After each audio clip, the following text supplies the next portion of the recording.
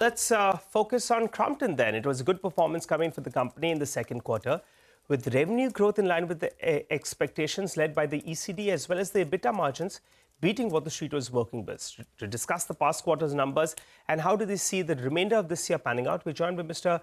Arunachalam, the CFO at Crompton Greaves. Hi, sir. Good morning, and thanks a lot for joining in. Well, overall, quarter two was in line with the street estimates, mainly led by the strong performance in the ECD segment, which is more than 75% of your mix. After a stellar summer season in quarter one, demand in ECD segment was expected to normalize in quarter two. So, which category performed well, and what's the outlook for the second half of the year?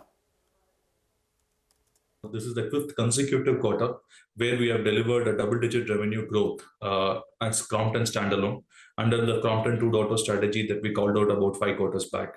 I'm also equally glad to share that against 11% standalone growth and the ECD growth of 13%, our profits have expanded by almost 30% on both standalone and consolidated levels. ECD, overall, we have seen a broad-based growth across the segments. Our fans portfolio, we continue to be decisive in our actions. As you have seen, we continue to premiumize the portfolio. Some of our premium launches that we did in last quarter, whether it be Avancer, Swirl, or for that matter, the other premium launches like Aura that we launched and Santos had excellent consumer offtake. And we also continue to see momentum in our non-ceiling fan segment. Pumps, bolstered by the solar order, we continue to grow our pumps business very strongly, and we expect the order book to be filled in as we move forward also. Our appliances portfolio, which is comprising of large domestic appliances and small domestic appliances, continue to grow at about 20% plus.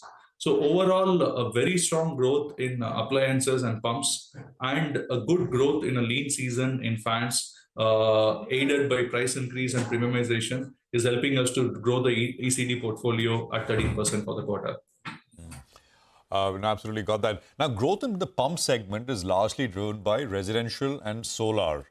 And Crompton is eyeing double-digit market share in solar pumps. Give us a timeline and current market share in that space. What is the growth potential really here? See, solar, right now it's a tender business. If you look at it, when the PM Kusum scheme was launched, the outlay was at about 36,000 crores. I'm extremely glad to state that as we speak, we are inching towards Crompton executing an order book of almost 100 crores as on date. And we also look at taking further orders for the balance of the year. In the long run, agri pumps will slowly get replaced with solar, considering it's an energy initiative by the government. And in the long run, it will be helpful to the farmers also. Keeping both in mind, our agri portfolio, more than solar, we said while we are a market leader in residential, we want our agri business market share also to go up significantly and move towards the residential market share. Step one towards that is getting into a double-digit market share, which we are looking at somewhere late this year, early next year, and continue to expand and make it similar to what we have in residential in the next 3 to 4 years. Right. On Butterfly, you've guided that restructuring is largely over. The revenue growth should be visible in the second half of this year, taking 2 to 3% price hikes as well. What is the roadmap from here on, and what aided such significant margin expansion? How much more is on the cards? See, fundamentally, if you look at Butterfly as a business, and what we talked about earlier is we need to get the unit economics of the business right, which means the cost at which we operate under various channels needs to make commercial viability for us, and it needs to have a price parity. So during the last 2 quarters, some of those corrections have been executed. We have also taken price increases to ensure that our product commands the right pricing from the consumers for the value proposition that we are offering. Coupled with that, we have also optimized a lot of operational costs in Butterfly. What we said is in H1, our endeavor is to ensure that we get our unit economics back, and we targeted for about, say, 6 to 7% EBITDA margin. I'm glad that we could deliver close to 9% in Q2 in Butterfly. As we look at H2 onwards, prima facie objective is now to arrest the decline and then start delivering growth in Butterfly. invest behind the growth. Like we have talked about in Crompton 2.0 strategy, this will be led by new product development, innovation. We are looking at a brand refresh and repositioning of Butterfly late this year, early next year, which will also help us to drive the revenue growth. And in the long run, we expect Butterfly business to deliver a double-digit revenue growth and operating leverage to kick in, which will also help us to further expand the margins. Well, sir, given the long-term revenue growth guidance of around mid-teens, from where do you see growth largely coming from? And what's the medium-term outlook?